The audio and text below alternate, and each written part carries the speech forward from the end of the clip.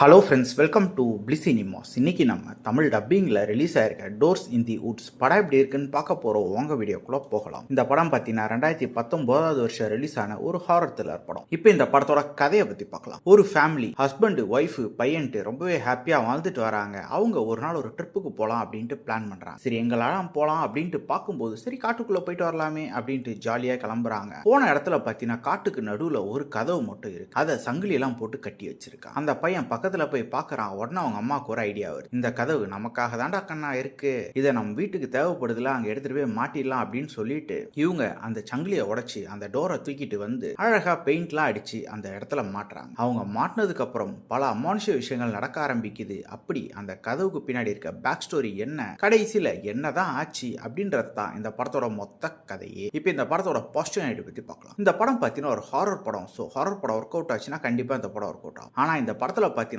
ஒரு சில இடங்கள்ல ஹாரர் போர்ஷன்ஸ் உண்மையாலே நல்லாவே ஒர்க் அவுட் ஆயிருக்கு. ஆனா பல இடங்கள்ல அது பெருசா நமக்கு பயம் வர அளவு இல்லை. அது மட்டும் இல்லாம இவங்க அந்த ஹாரர் காமிச்சிருக்க விதமா இருக்கட்டும், அதுக்கு இவங்க கொடுத்துற எஃபெக்ட்லாம் பெருசா செட் ஆகவே இல்லைன்னு சொல்லலாம். பெர்ஃபார்மன்ஸ் வைஸ் படத்தில் நடிச்சிருக்க அந்த அம்மா பையன் அப்பான்ட்டு 3 பேருமே ஒரு சூப்பரான பெர்ஃபார்மன்ஸே கொடுத்துருக்காங்க. அவங்கள ஃபாலோ பண்ண அந்த படத்தை பார்த்து முடிச்சிடலாம். அதே மாதிரி அந்த டோருக்கு இவங்க சொல்லியிருக்க பேக் ஸ்டோரியும் பெருசா நமக்கு ஒர்க் அவுட் ஆகவே இல்லை. டெக்னிக்கலி கண்டிப்பா படம் சவுண்டாவே இருக்கு. சினிமோட்டோகிராஃபி, சவுண்ட் எஃபெக்ட்ஸ், பிஜிஎம் எல்லாமே. ஸ்கிரீன் பிளேஸ் பார்த்தீங்கன்னா ஆல்ரெடி சொன்ன மாதிரி பயங்கர ஃபிளாட்டான ஒரு ஸ்கிரீன் பிளே. அங்கங்க ஒரு சில மூமெண்ட்ஸ் தான் நல்லா இருக்கே தவிர ஓவராலா படத்துல பல சீன்ஸ் பிரெடிக்டபிளாக லேகிங்காக இருக்கு. மொத்தத்தில் என்கிட்ட கேட்டீங்கன்னா இந்த படம் ஒரு பிலாவரேஜான படம் தான். வேணும்னா ட்ரை பண்ணி பாருங்க. இந்த படத்துக்கு நம்மளோட ரேட்டிங் கேட்டீங்கன்னா 10க்கு 3 மார்க் கொடுக்கலாம். இன்னொரு வீடியோவில் சந்திக்கலாம். தேங்க்யூ.